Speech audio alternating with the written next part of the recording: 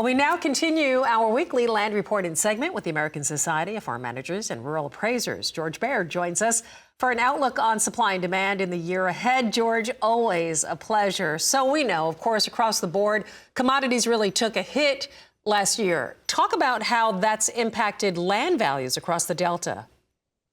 Yeah, there's been a ton of interest in land values, not only in the last several years, but really picking up over the last few months. Like, where is all this going? And I can tell you that what we've seen in the short run is that high quality properties are really holding their own, and I could say probably even up 2 to 3% in some localized markets. However, some of that B quality ground or C quality ground, maybe dry land or marginal, those acres, we're starting to see some softening in values across kind of the whole Mid-South region. George, what about supply? Is there a lot of land out there for in the market for people to purchase? Yeah, that's been the real theme for the last 2 or 3 years of supply. And the Delta's just been pretty limited outside of some big institutional investment transactions.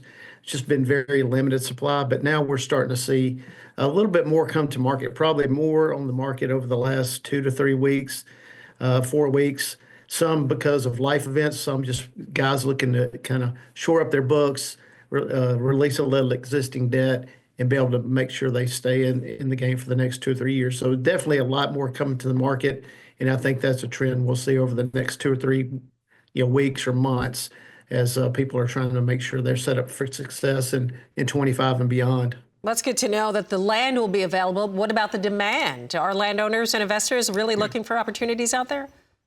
Yeah, the demand is still there, it's still real strong. However, with more supply, it's really given opportunity for those buyers to really pick and choose, right, and find something that really meets their specs.